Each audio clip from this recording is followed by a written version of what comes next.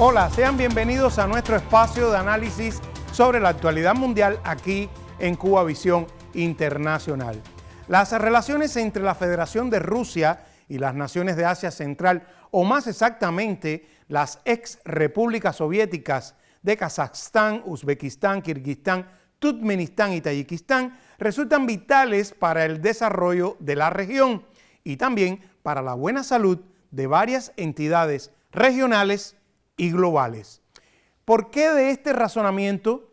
En casi todos los casos Rusia constituye el principal socio comercial, pero a la vez desde esas naciones procede una gran masa de fuerza laboral, incluso altamente calificada, que posibilitan el intercambio permanente en ambas direcciones, además de los fuertes vínculos históricos, culturales, étnico-religiosos y lingüísticos entre dichos países y los lazos con las minorías de esas naciones que residen en territorio ruso.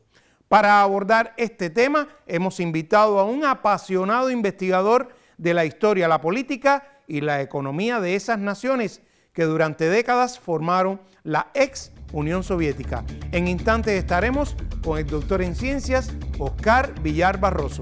Ya comenzamos.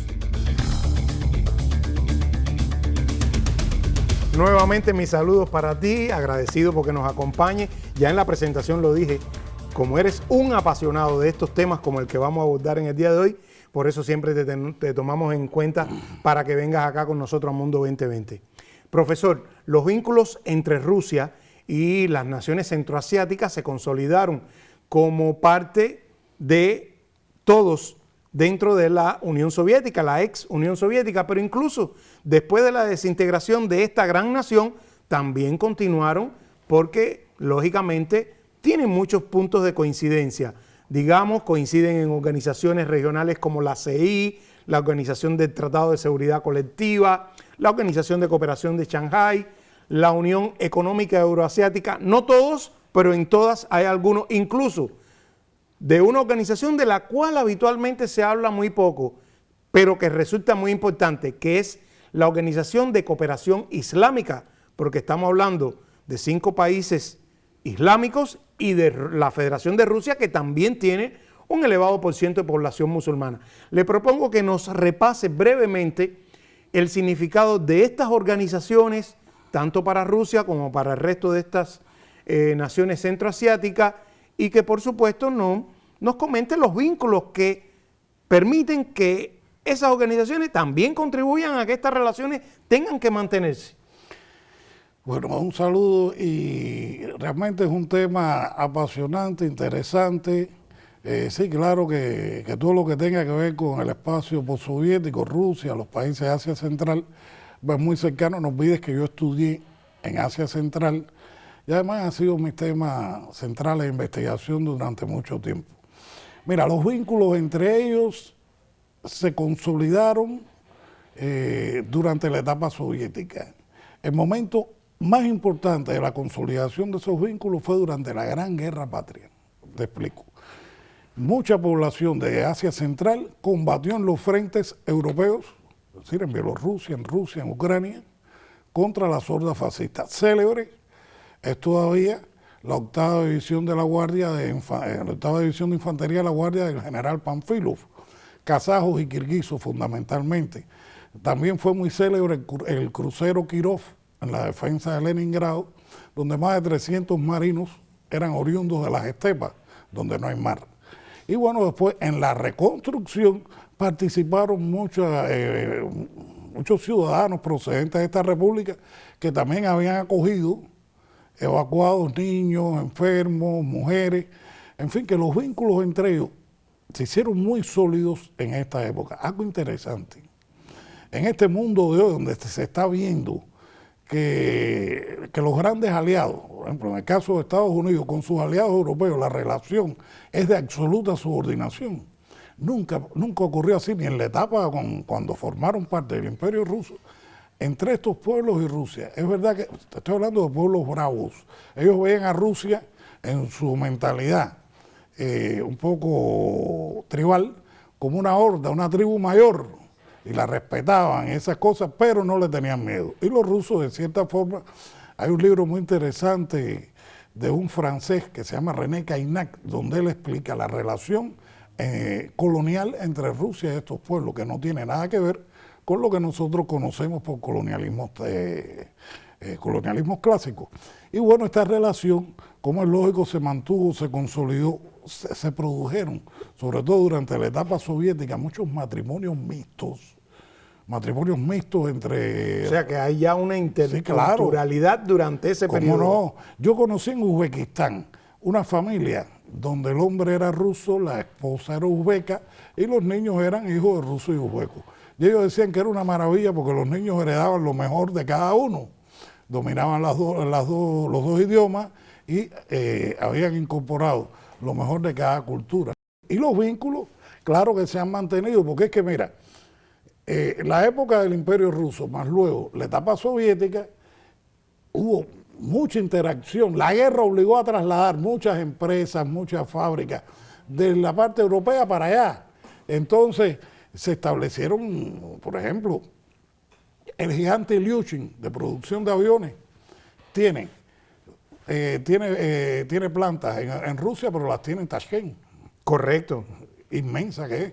O sea, los vínculos lo que han seguido es consolidándose, agrandándose, independientemente de la desaparición de la ex Unión Soviética. Ahora bien, quiero que hagamos énfasis, vamos a comenzar, profesor, por la organización del Tratado de Seguridad Colectiva. Y lo traigo porque es una estructura clave para la paz, la seguridad. Pacto de Tashkent. Exacto, a partir del Pacto de Tashkent. Una organización clave para lograr la paz, la seguridad, el combate a flagelos como el narcotráfico, que es muy significativo, el terrorismo, entre otros. Y por cierto, en el desfile del aniversario 80 de la victoria sobre la Gran Guerra Patria y derrota del nazifascismo en la Segunda Guerra Mundial, participaron destacamentos, representantes, pelotones de esas 5 naciones, de las 5 ex repúblicas soviéticas, actuales 5 naciones centroasiáticas, estuvieron representadas ahí. ¿Qué nos puedes comentar al respecto? Bueno, la Organización del Tratado de Seguridad Colectiva es una organización que surge en el 92, viene siendo la 6 militar, con el objetivo de gestionar la disolución del Ejército Rojo. Y en estos territorios quedaron entidades militares que pertenecieron a la URSS, a las Fuerzas Armadas de la Unión Soviética. Énfasis en Kazajstán. Kazajstán heredó en el momento del derrumbe el polígono de pruebas nucleares de Semipalatinsk. En toda esa zona del sur kazajo están los grandes yacimientos de uranio en la zona de Merké, los grandes yacimientos de uranio que se expanden a Uzbekistán, Kirguistán, toda esa zona ahí, y todo eso había que gestionarlo. Después en el 2012 se actualizó y la Organización del Tratado de Seguridad Colectiva hoy prácticamente no funciona mucho, aunque sí fue muy efectiva para combatir la guerra civil en Tayikistán y los actos de terrorismo en la zona del Valle de Ferganá. O sea, que fue creada justamente en el momento idóneo, desintegrándose la Unión Soviética para mantener que todos los países tuvieran cooperaciones entre ellos desde el punto de vista de la seguridad, la paz y esta lucha, como usted bien me decía, contra el terrorismo también además.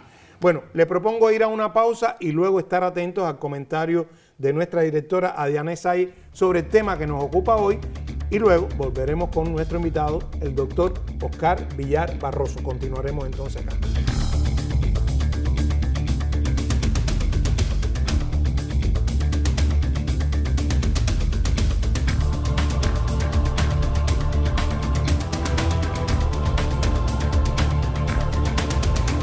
Hola, un saludo. Las 5 repúblicas centroasiáticas de las que hablamos en nuestro programa intentaron andar caminos propios en la escena internacional durante los últimos 30 años, luego de la disolución en 1991 de la Unión de Repúblicas Socialistas Soviéticas, la URSS, a la que antes habían pertenecido. De hecho, ha sido una estrategia antigua de los Estados Unidos que lleva años invirtiendo varios milloncitos de dólares para ganarse a los líderes y ciudadanos de estas repúblicas, o más bien para subvertir sus regímenes políticos, hablando claro. La idea de dividir Rusia en naciones pequeñas para hacer más fácil el trabajo estadounidense de acceder y de controlar sus recursos naturales es bien antigua.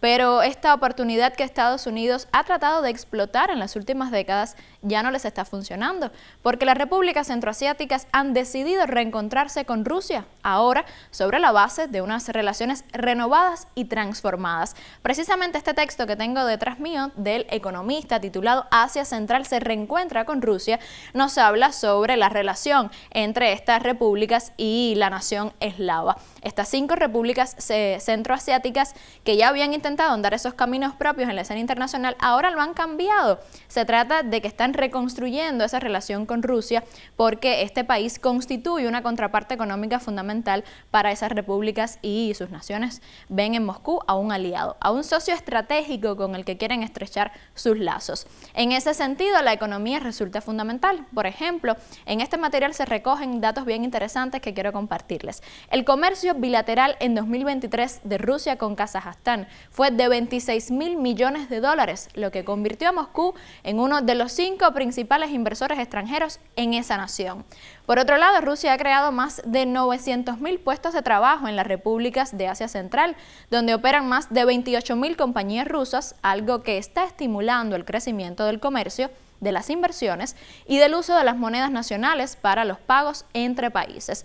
Por tanto, como ya les decía, la economía resulta, pudiéramos decir, el motor de este marco nuevo de interlocución según el texto. Pero también hay otro material bien interesante de periodismo internacional alternativo que se titula, acá podemos ver, Rusia y Asia Central hacia una gran cooperación euroasiática. Es de diciembre de 2024, pero tiene datos bien interesantes, porque nos dice que la propuesta de Vladimir Putin de una gran cooperación euroasiática, así lo llaman, es un ambicioso proyecto destinado a integrar económica, política y militarmente a las naciones de Eurasia. Este concepto tiene como objetivo armonizar las diversas dinámicas y organizaciones regionales que convergen en Asia Central, construyendo de esta manera un espacio de estabilidad, de seguridad y desarrollo, mientras se aísla la influencia desestabilizadora de Occidente.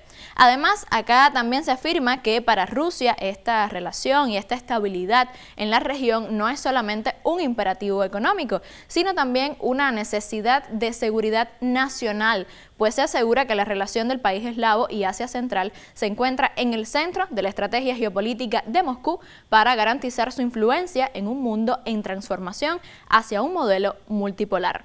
Es también bien interesante el hecho de que estos vínculos con la región, una zona clave, debido, no olvidemos, a su ubicación geográfica que conecta Europa, Asia del Este y el subcontinente indio, le ha permitido a Rusia enfrentar parte de las sanciones impuestas por Occidente. Ciertamente, los campos de cooperación entre la nación eslava y la región son múltiples y no hay dudas de que el intercambio con estas naciones ha formado parte de la estrategia del Kremlin que le ha posibilitado, en medio del conflicto con Ucrania desde 2022, hacer crecer su economía más incluso que los países del G7. Rusia quiere invertir y aumentar la integración, además de incrementar la cooperación en el suministro de energía en la región centroasiática. Otros sectores de interés para las inversiones rusas son el químico, el minero, de manera destacada la extracción de uranio, o el agrícola, aunque por supuesto el diálogo político también resulta un área de interés más allá de las cuestiones económicas. Quizás por ello es que estas repúblicas ven ahora en Rusia a un factor de permanencia y de seguridad en medio del proceso de cambios grandes que se están produciendo en el mundo, donde Estados Unidos y Occidente han perdido credibilidad ante ellas, pero también ante los ojos de toda la humanidad.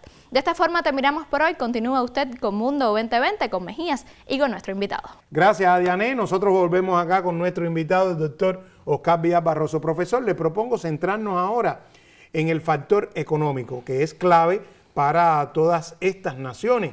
De un lado, excepto Turkmenistán, que ya lo abordaremos en su momento, todas las demás pertenecen al Tratado de Libre Comercio de la Comunidad de Estados Independientes y por el otro están integradas a su vez a la Organización de Cooperación de Shanghái, muy importante en este aspecto económico. En ellas atienden intereses múltiples de todos los miembros que van más allá de estas naciones centroasiáticas, porque en el caso de la Cooperación de Shanghái intervienen también China, Pakistán, la India, etcétera. ¿Cómo valora Irán, Bangladesh, un montón de países? ¿Cómo valora? Hasta Turquía. Hasta Turquía. ¿Cómo valora el nivel actual de las relaciones económicas entre Rusia y estas naciones centroasiáticas, que son ex repúblicas soviéticas? Porque Rusia es clave para ellos, pero ellos son clave también para Rusia. Mira, esta relación es lo que en ciencia política hablamos como un ejemplo claro de la interdependencia compleja. Todos ellos están de cierta forma, ¿no? La palabra no sé si será todo lo académica, pero amarrados unos a los otros, porque mucha de la base científico-tecnológica es común. El know-how es común. Pero además, ahorita te hablé de los vínculos humanos, de los matrimonios mixtos, pero hay un montón de vínculos académicos, científicos, de cooperación e incluso empresariales. Para que tú tengas una idea, por ejemplo, la relación de Rusia con Kazajstán, más de 26.000, 27.000 empresas mixtas. El comercio, o sea, entre ellos dos es altísimo. O sea, es el primer socio comercial. El primer socio comercial. Sí, pero mira, ¿qué ocurre con esto? Es que es mucho más que comercio. Estamos hablando de inversiones, estamos hablando de desarrollo. Pero bueno, el concepto es socio comercial, por eso le decía. Y fíjate, ellos participan, es verdad, en un grupo de organizaciones. Hablamos de la CEI. La CEI, como mismo la Organización del Tratado de Seguridad Colectiva, fue para liquidar de una manera más o menos civilizada las Fuerzas Armadas de la Unión Soviética. La CEI fue para liquidar la Unión Soviética, aunque... Sí, la estructura gubernamental. Aunque ahora con mucha fuerza en Rusia y en algunos lugares, en Asia Central, hay algunos kazajos, algunos kirguisos, que están diciendo de que el derrumbe soviético es ilegal, es un acto ilegítimo, y eso está volviendo a colación, nada más que lo dejo ahí. Pero llamo tu atención en que la CEI fue para eso. La Organización de Cooperación de Shanghái, lo mismo que los BRICS, son entidades donde Rusia y China están tratando de impulsar un nuevo orden internacional. Entonces muchos de ellos se suman. A mí me resulta más interesante, que se menciona bastante menos, que aquí en el programa la hemos tratado, la Unión Económica Euroasiática. Bueno, de hecho la mencionamos al inicio. Sí, pero que te digo que se habla menos a nivel internacional, incluso una manera despectiva, que es el intento del zar Putin por volver a reconstituir la Unión Soviética, el imperio zarista, cosas así de ese tipo. Y no es así. Ahorita te hablé de cómo ellos ven a Rusia y cómo se relacionan con Rusia. Para nada es una relación subordinada. Y bueno, todas estas organizaciones, la Unión Económica Euroasiática, donde participan Kazajstán, Kirguistán, del área de Asia Central, Tayikistán y Uzbekistán, como nosotros, es observador. Ahora Turkmenistán siempre es invitado a todas estas cosas. Vamos a dejar a Turkmenistán para el final. Sí, pero te digo, o sea que estamos en un escenario de pleno entendimiento. ¿Qué ocurre? Que también, sobre todo a partir del derrumbe, hubo mucha penetración, tanto en Rusia. La Rusia de los años 90 prácticamente fue vendida. Hay un documental que yo recomiendo, El Putin Desconocido, donde se explica cómo el primer periodo de mandato de Putin hasta 2004 fue para desmontar todo el sistema de dominación que le habían dejado ahí, que era impresionante. Y en Asia Central ocurrió algo bastante parecido. Las transnacionales, occidentales, sobre todo estadounidenses, y sus mecanismos, las ONG, todo lo que viene cerrando la cobertura detrás, consiguieron establecer determinados mecanismos de subordinación de ciertos segmentos de la población, y te puedes encontrar en estos lugares, lo mismo que en Rusia, personas ultraliberales que están hablando de abolir todo aquello, unirse a Occidente, en fin, pero no es la tendencia. En lo económico, los vínculos son muy sólidos y pudieran serlo más, si no hubiera tanta, es decir, si no molestaran tanto, ¿no?, estos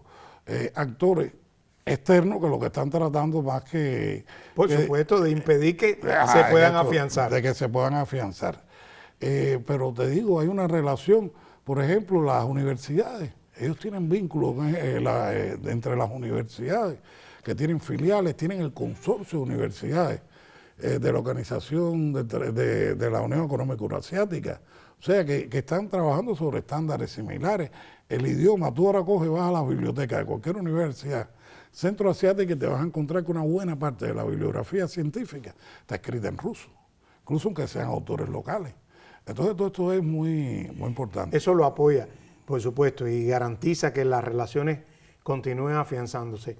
Profesor, al inicio hablábamos de una organización de la cual se habla poco e insisto que no deja de tener una gran importancia dentro de las relaciones de Rusia con estas naciones centroasiáticas. Y es la Organización de Cooperación Islámica, porque hablamos de naciones con un 80% o más, en el caso de las naciones centroasiáticas, de una población que profesa el islamismo. Pero es que en Rusia más de 25 millones son musulmanes también. Se dice que es alrededor de un 15-20 y hay autores, investigadores que ya sitúan que puede estar rondando el 25% de la población actual. Cuando digo entre el 15 y el 20, ascensos que se hicieron hace unos 5 o 6 años atrás, en estos momentos consideran que ha aumentado. ¿Por qué para Rusia este tema resulta capital desde su punto de vista? Bueno, este es un tema que resulta capital y no de ahora. Y es importante. Rusia es un estado multinacional, multiétnico, multiconfesional. Multilingüístico, pero multiconfesional. Dentro de la propia Rusia hay amplios territorios, hay repúblicas autónomas cuya religión oficial es el Islam.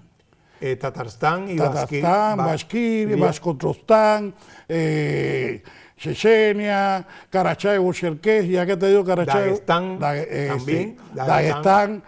Cuando yo estuve ahora... Inguchetia también es mayoritaria. Incluso dentro del territorio de la Federación Rusa, allá fuera del Cáucaso, hay bastante, y en Moscú hay mucha población musulmana. Fíjate, esto no es de ahora. A mí me llamó la atención la primera vez que yo estuve en Zarsko de Silo, que era el Palacio de Verano de Catalina la Grande, la ciudad de Pushkin, cerca de San Petersburgo. Me llamó la atención que había, junto con la catedral ortodoxa, había una mezquita y había una sinagoga. Y cuando yo pregunté, me dijeron, no, el problema es que, ahorita hablaba René Cagnac, el francés, que el imperio ruso no oprimía, no suplantaba a las autoridades locales de los territorios que iban incorporando, sino que los sumaba. En el año 43, Joseph Stalin, nada más y nada menos, que cogió y convocó al patriarca de Moscú y de toda Rusia y al mufti, a los dos, se sentó con ellos y les dijo, toquen las campanas y llamen a la gente que esta guerra es de la patria.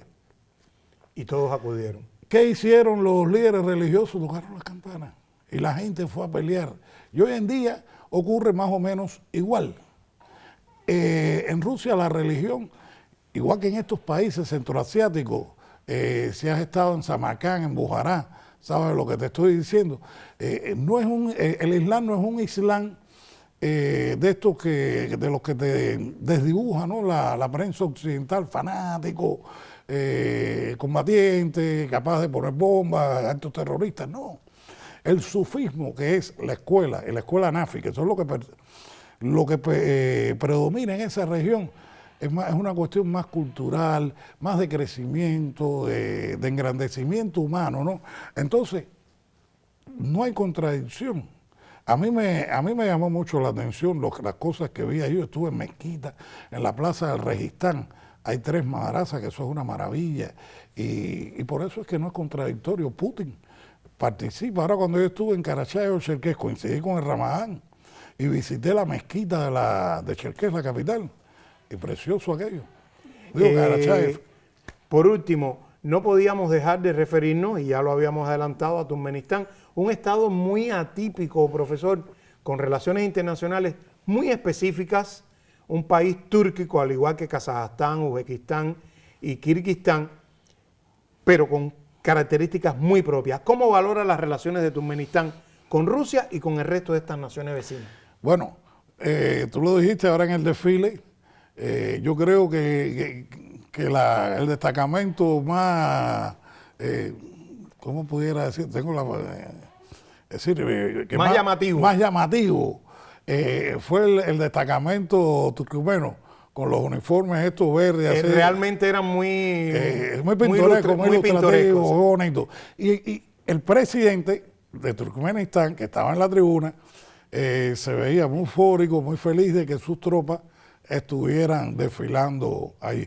Mira, un dato, en el primer desfile de la victoria de junio del 45, que salieron Chuco, Rokossovski en 4 caballos. Los 4 caballos eran turkmenos, que es la raza de caballos más célebre del mundo. Y la más codiciada por todas las etnias que son nómadas. Entonces los turkmenos, ¿qué ocurre? Que eran nómadas, siempre fueron nómadas del desierto. Entonces el nómada del desierto tiene una cosmovisión diferente, son más para adentro de sí, y por lo tanto ellos, de hecho en la etapa soviética, Turkmenistán también era la república menos visitada, donde la gente menos se integraba, participaba, y eso se ha mantenido, lo que no quiere decir que los hayan tenido aislados. Ellos tienen relaciones con el resto de... No, yo pienso que se les ha respetado mucho su idiosincrasia. Es que eso es algo natural en ellos, el respeto por las otredades.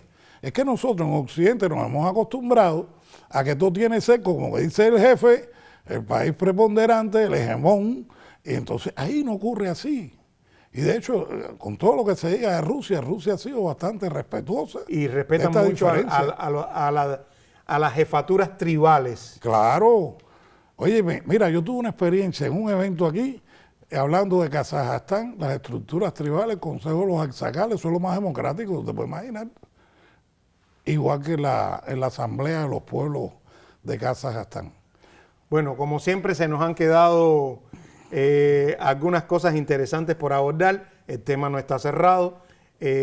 Vamos a contar nuevamente con tu presencia acá para verlo, pero te agradecemos infinitamente todo lo que siempre aprendemos cada vez que nos acompañas acá en Mundo 2020. En instantes volvemos para despedir esta emisión.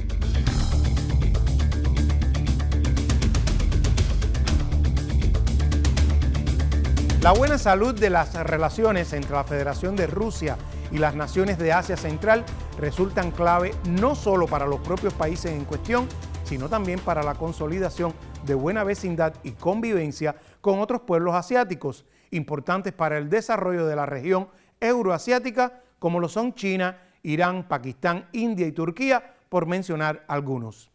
Su estratégica ubicación geográfica, sumadas sus reservas de recursos naturales, en particular los energéticos, generan constante interés de las potencias occidentales hacia ellos. Ello exige que tradición y cultura, paz y seguridad prosigan prevaleciendo en dicho espacio geográfico, que solo se abra paso para aquellos proyectos foráneos beneficiosos para todos, como la Franja y la Ruta de la Seda, que conllevan luz a sus comunidades y no mortales desafíos. Síganos en nuestras redes sociales. Nos vemos en nuestra próxima entrega.